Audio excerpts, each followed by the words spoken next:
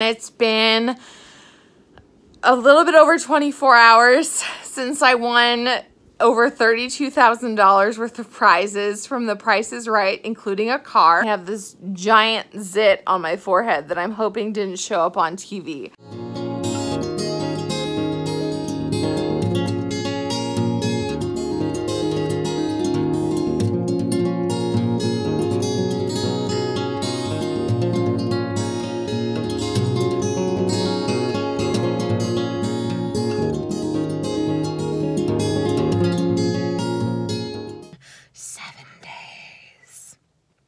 That sounds a little bit like The Ring. Isn't that in The Ring?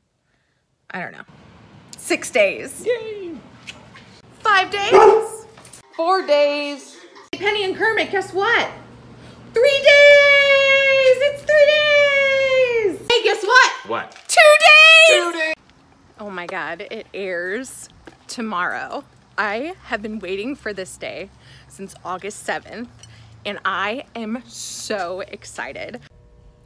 Oh my God, it premieres in less than an hour. My husband and I, Nathaniel, we went to Los Angeles to have like a second honeymoon. And for anybody who knows me, I am a huge game show nerd and love The Price is Right. So we went to the August 7th filming of The Price is Right. And I'm here to tell you all about that experience. First things first, you go to oncameraaudiences.com and get a ticket there. It's completely free. I vomited all over my ticket, so I don't have it anymore. We'll get to that story later. And you pretty much go from there. So our show started filming at 4 p.m. So we had to make it to CBS Studios in Studio City, California by 12 o'clock. And so there's a big line. They accept about, I believe, 300 people. After you get through security, you get to go through a line where you get your name tag, which is really exciting. Somebody just writes your name, but it was still so monumental for me. And then you have to fill out some paperwork, and you go up and they take your picture on an iPad with your audience number, ID number, and then you move on to wait for quite a while longer, probably about 45 minutes to an hour longer. So you'll be in like the line to interview with the producers. So I also should probably mention this is all outside. When we went, it was probably 95 degrees out. It was really hot, but they have water fountains or you can purchase water. You're also kept in the shade and there's fans going. So it wasn't too awful. But when you interview with the producers, there's a man and a woman, and you go in groups of about 15 to 20 people. And so I was the first person in our group to go. So I was in line and I got to hear the questions that he asked for the group in front of us. And they weren't the same questions that they asked us. So the questions they asked for the people in front of us were like, what's your favorite game on The Price is Right? So I was thinking about that while I was waiting in line. But then when we all went up, they pretty much just wanted me to tell them about, you know, where I was from, what I did. So I said, hi, I'm Mary. I'm from my town in Missouri. And I work at a nursing home and I absolutely love my job. And I told them about the fact that I started a Price is Right group at the nursing home that I work at, because I noticed that a lot of the residents watched Price is Right, but they would watch it secluded in their own rooms. So I thought it'd be really cool if we started a group where we could all watch it together. And I told them about my game shows through the decades and that sort of thing. And I mentioned the fact that I feel like my friends are all over the age of 70, which I do, because that's pretty much who I hang out with and I love it. So I got to tell them all of that, and I am just like kind of a naturally happy person. I'm a pretty happy person, and so I made sure to show that. You definitely want to show excitement while you are interviewing, to show kind of the type of person you are. There were some people who went way overboard, and those were the people who I actually thought would get on.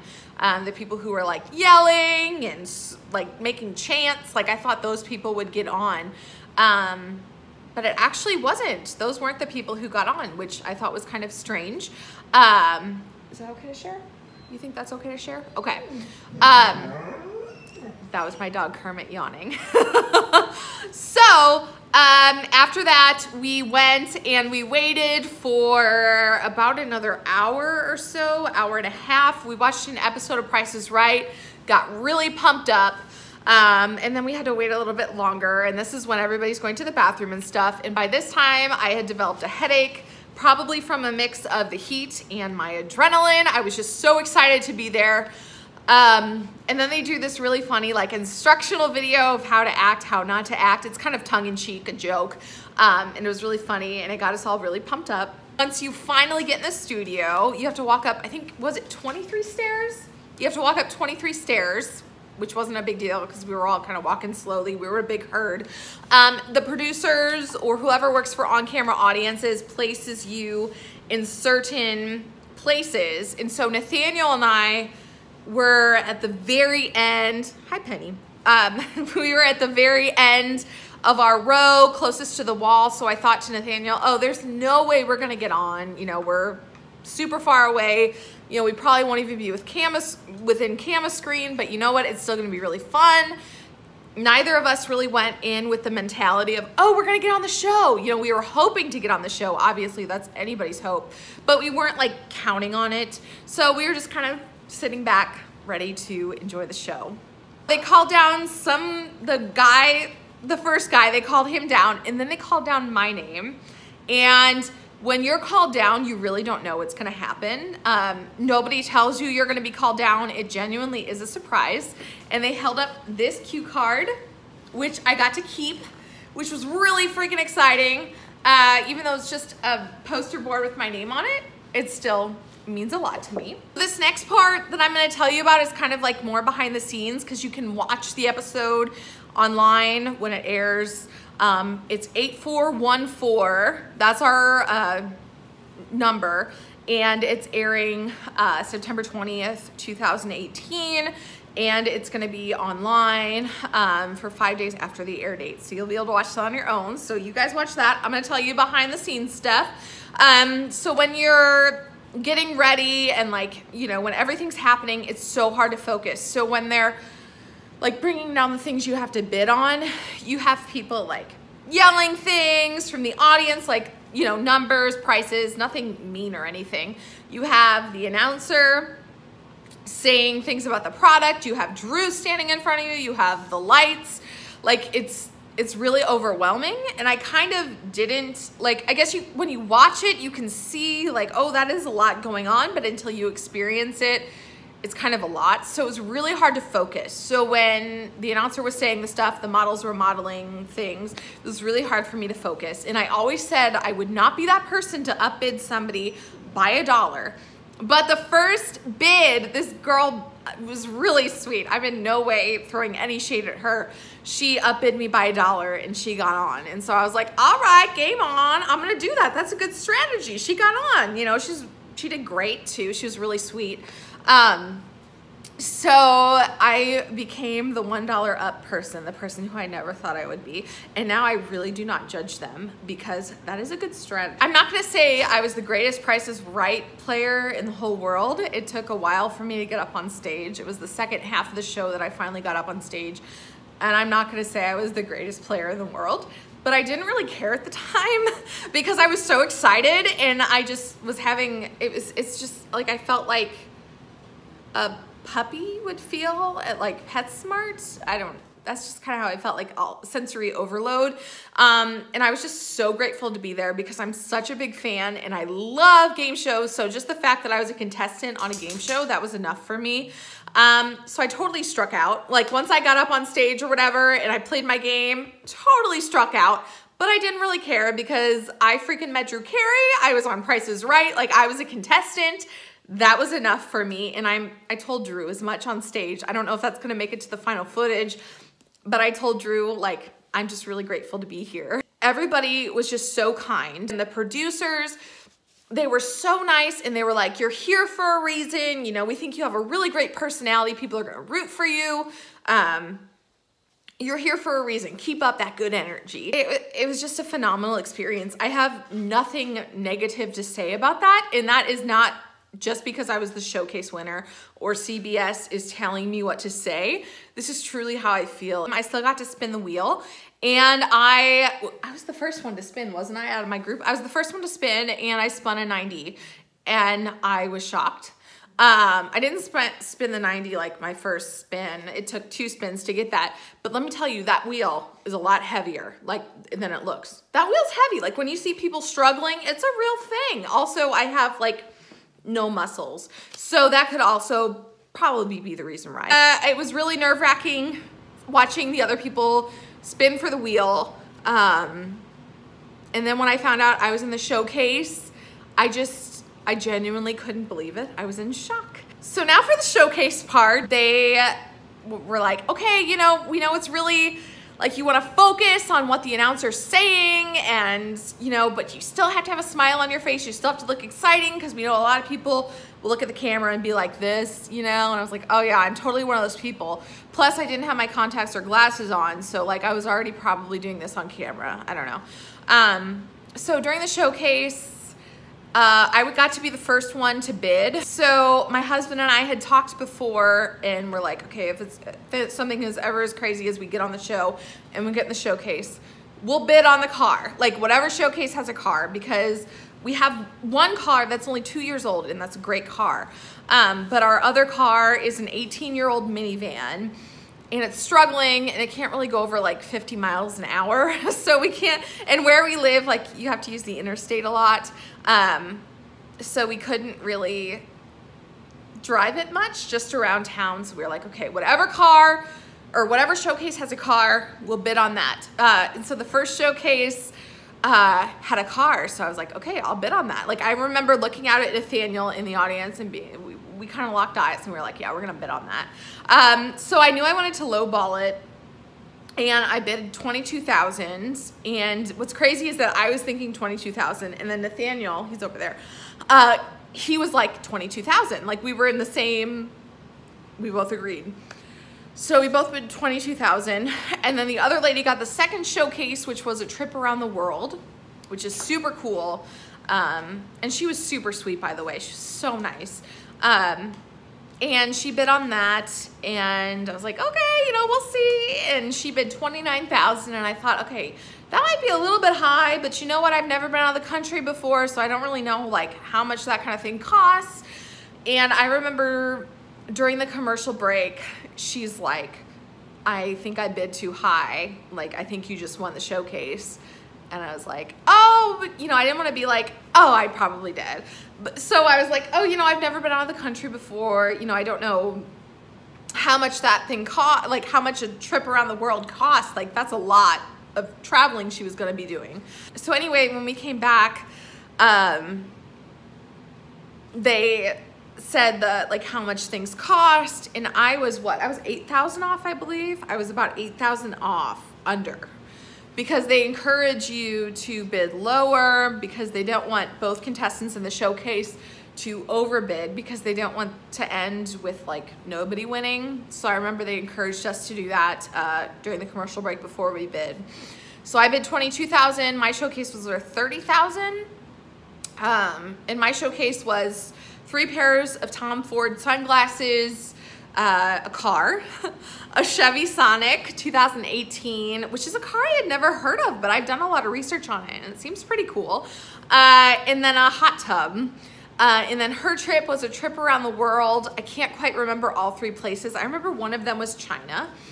And so then hers, she had overbid on. I can't remember by how much. Nathaniel says she had overbid by 2,000. See, I told you I was like a puppy in PetSmart, like I couldn't focus. And then I was shocked. I got to run out to my car. Nathaniel got to come up on stage. We got to sit in a car, and I was like, is this real life? This is not real life. Well, after we won the car, it was just kind of crazy. And on TV, Drew gave me this. It says, I won this car on The Price is Right. Hi, Penny. So that was kind of really cool. I haven't taken it out of the package yet. I don't really want to take it out of the package until we get the car. I don't know. I feel like it's still like Price is Right fresh. I don't know. I'm weird. After the show taped, I was whisked away with all the other contestants into like this room And I had a massive headache at this point just from all the adrenaline, the excitement, and being out in the heat. And I was just still, like, I was so in shock that I couldn't remember what I had won. I remembered the car, obviously, but I couldn't remember everything. And everybody was so nice. Like, I really did. I felt like a rock star because, like, people in the audience were like, woo! And, like, all the other contestants were so freaking nice to me. So we went in this room. I got to drink a ton of water because I am sure I sweat on stage so much. I also had, like, a giant zit in the middle of my forehead. I haven't seen the show yet, so I'm sure when it airs, people will see my not perfect complexion. I had to wait until all the other contestants had met with the contestant help or the contestant satisfaction. I can't remember what all they were called. It was something contestant fulfillment. I don't remember. Anyway, so I had to wait for all them, and I was just kind of like, oh my gosh, oh my gosh. And I remember asking for my husband a couple times because I was like, I'm really not thinking clearly. Like, I can't believe this is happening. And they had to give me, like, they give you a sheet of paper that says everything you won, because I genuinely could not remember what I had won besides the car. It ended up being over $32,000 worth of prizes, which was just, it was crazy. And so then, you know, they get around and you fill out the your tax forms and stuff, and you have to sign some contracts. I had to sign a social media waiver, that sort of thing. And so I remember walking out and one of the security guards was like, congratulations. And I got to walk out with my cue card, my license plate holder, a whole packet of paperwork for everything. And one thing that I was told was you cannot tell anybody that this happened. Like, you can tell them that you were in the audience, because obviously my friends knew I was going to be in the audience because I was so excited about it. And I had posted on Facebook that day, like, that I was going to be in the audience, but you cannot share you were a contestant. You cannot share that you won the showcase. So I wouldn't be able to share that for over a month. So that was really hard. So after the show taped, I had a massive headache. So I asked Nathaniel to take us to a gas station so I could pick up some Advil because I hadn't packed any with me. So we went to this gas station in Hollywood, and I went to the bathroom, and of course I pulled out my phone because I'm human. And I was in such a daze that I ended up leaving my phone in the gas station. I have never lost my cell phone before. So I left my cell phone in the gas station, got some Advil, drank water, some more water, and then Nathaniel was pulling out and he hit a curb, and I said, oh my gosh, I think I'm gonna vomit. And he's like, wait, wait, wait. And then I ended up vomiting all over our rental car. So that was kind of gross. All over myself in my rental car and my Price is Right outfit. And then we pulled over and I was finally able to vomit in the street. I think it was just a mix of, like, the adrenaline and the nerves and a headache and just everything, like this out-of-body experience. And I didn't realize that I had left my phone until about a half hour later. So by that time, like, we called the gas station. They had said, your phone's not here. And then I was, like, trying to figure out how to, like, search my iPhone, and I couldn't figure that out because I was just in such a daze. And then I ended up having to get a new iPhone. Luckily we had insurance, so it could get shipped to us, and we had to clean that car. And Nathaniel cleaned it that night, because when we went back to our Airbnb, I was like, I need to shower, I need to get this vomit off of me, this smells awful. And then I was vomiting because it smelled so bad, it was making, like, my gag reflexes. So I was vomiting because of my own vomit. Anyway, I took a shower, and Nathaniel ended up cleaning the car, and that was that. So that is how my Price is Right story went. I still can't believe it actually happened. I'll have these, like, bursts of excitement, and so will Nathaniel, where be like, best friend, I just want a car on the Price is Right. Like, we want a car. And it's so crazy. And they said their goal is to get it to me by the end of the year. So you have to pay taxes on everything. And I just got an email from the Price is Right accounting a couple days ago saying what our taxes were. And And so we're gonna pay those taxes and we're gonna get our prizes from The Price is Right, which is really exciting. So anyway, if you're watching this, I am on episode 8414K. I don't know if the K means anything, but it's 8414, where it was taped on August 7th, which is a day before my birthday. So I like to say this was like the greatest birthday present I could have ever received. And it aired September 20th, 2018. So anyway, I hope I didn't bore you too much with my story. I just wanted to tell you like the behind the scenes stuff that maybe you don't get to hear or that you were curious about. Thank you for watching.